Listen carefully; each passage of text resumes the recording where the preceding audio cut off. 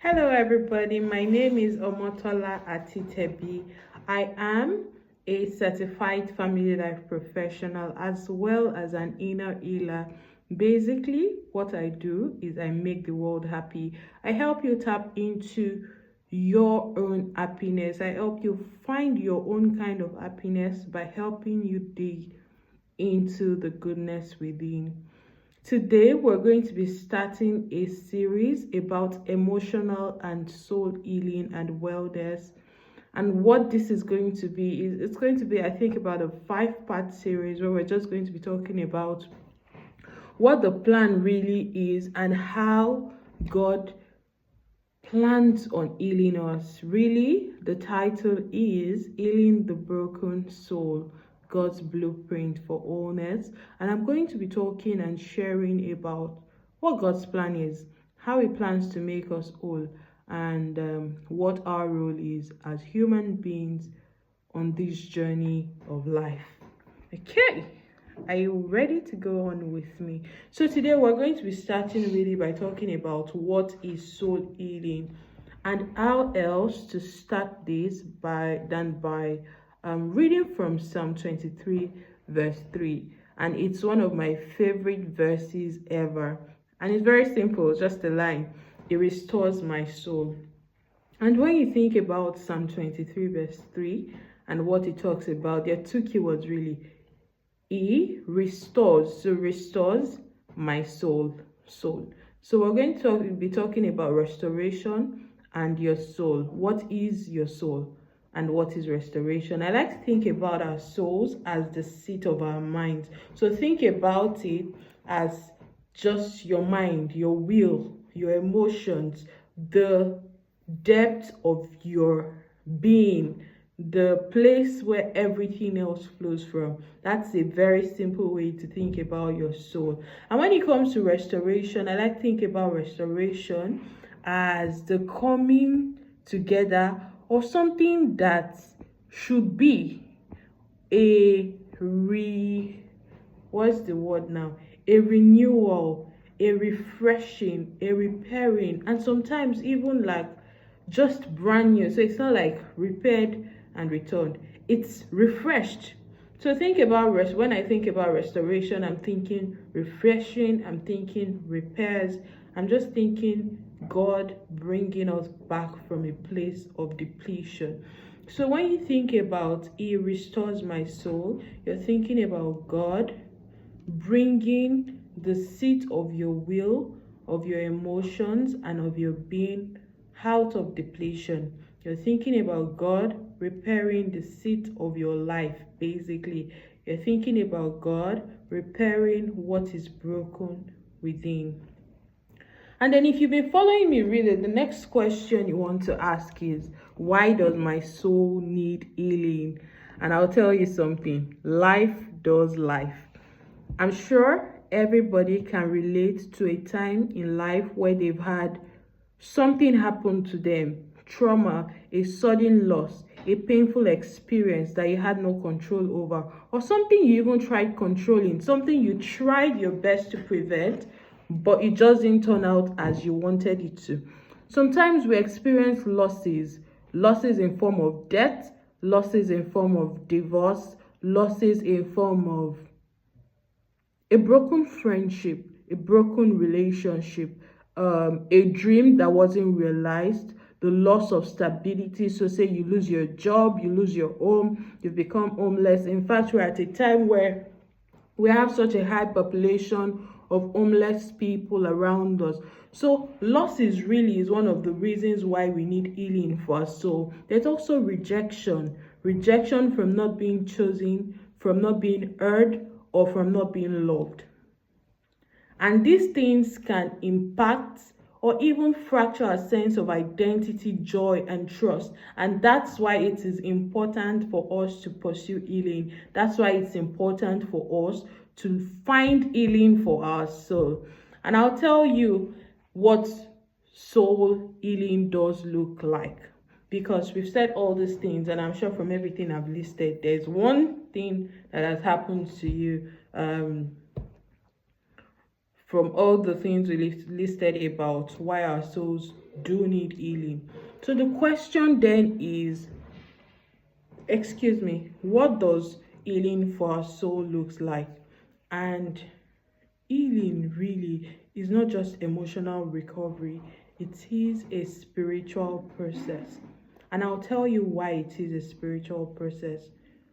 God meets us in broken places, and that's the good thing about God. I do know that there are a lot of believers who are in a place where they're just wondering, if God is God, if God is good, if God is everything He says He is, why will He watch me go through all these things that I have gone through? Why will He watch me be in this place and state of brokenness that I am in? In fact, there's been questions about, can believers be depressed? As a believer, is it okay if I feel some sort of sadness? As a believer, should I be going through emotional traumas? The truth is, you're a human being and you are a person on the surface of the earth. So you will go through trials, you will go through tribulations, you will experience losses, life will happen. The question is, how has God equipped us to go through life when life does happen? And that's why we're having this conversation. Something that many of us forget is that God is not just with us through our good times. He's also with us during the bad times. He's also with us when things go south. He's also with us when we don't feel as great as we should be feeling. So what does soul healing look like? It looks like, again, you remember I've said God meets us in broken places.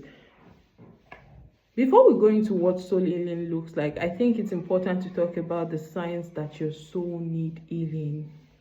What are the signs that your soul needs healing? Number one is that you feel stuck or numb emotionally. And this is something quite a number of people go through, where they're just in a state of numbness and they're like, I don't know what's going on, but I don't feel anything. And I like to remind people when they present with numbness, that numbness is not necessarily about you not feeling anything. Sometimes it's that you have felt or you are feeling too much that you've not been able to emotionally process, that it's just become so clogged and there is no movement. So you've accumulated a series of events, a series of life happenings, and by the time you're ready to face them, because many times what happens is we don't face these issues as they come, you're thinking, why do I feel so numb? I don't feel nothing. I can't feel anything. What's going on with me? Sometimes it's that we haven't processed the things that have gone us with us. So it's like the tank is full. And because the tank is full, there is no movement. And I'm wondering, do I still have a heart? Another thing is you react to situations from past wounds. So it's like a trigger. Someone says something that reminds you of your past and it sets you off. Someone does something and it sets you off. Sometimes the thing does not even remind you of your past consciously, but your subconscious has stored that information. Your subconscious has stored the trigger, and every single time someone says or does something, or that you even smell or sense something that looks or reminds you of a glimpse of that past that you're so trying to escape from, it triggers you and it sets you off.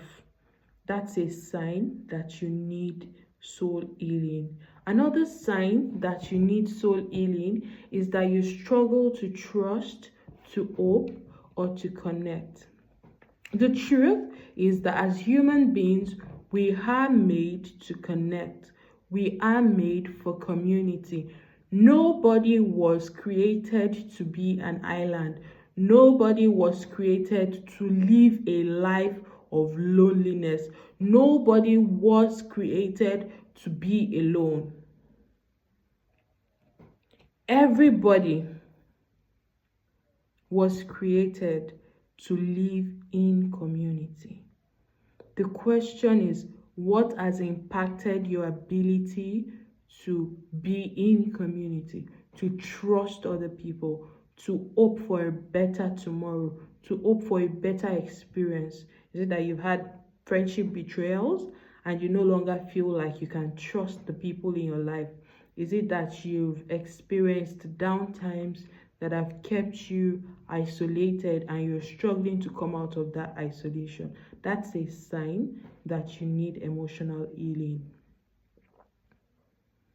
Dear friends, trust has commonized as the word is something quite a number of us struggle with. We are in that place where we know that we need to trust people to do life, but we're constantly suspecting someone, constantly second guessing them, sometimes even guessing ourselves. Sometimes we don't even trust ourselves. That's a sign that you need emotional healing. If any of these things I've said resonates with you, you need to begin to troubleshoot in a safe space with a counselor or with a therapist to help you uncover everything that might have been responsible for the feelings and the emotions that you're currently having. Remember, again, this is a series, so I'm trying not to make this too long. But in closing, I just really want to remind you that your soul matters to God. God doesn't just want to save your spirit. He wants to restore your soul.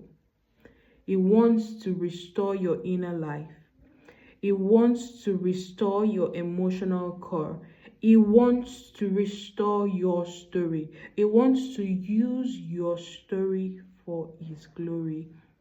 My question to you today is, are you willing to walk this journey with me? Are you willing to walk on this journey of uncovering and coming face to face with your emotions and anything that might have held you back in time past? Before I come your way during the next series, I'd like you to spend some time just doing this. Number one, I'd like you to reflect on where your soul has been wounded in time past. Then I'd like you to ask God, where would He like to step in this situation? Where might God be inviting restoration in this situation that you have gone through, as painful and as mind-boggling as it might be? What area of your soul are you trusting God to restore? Also ask Him, God, how do you want to restore this area of my soul? Till I come your way next time, my name is Omotola. Continue to live a life of wholeness. I'll see you next time.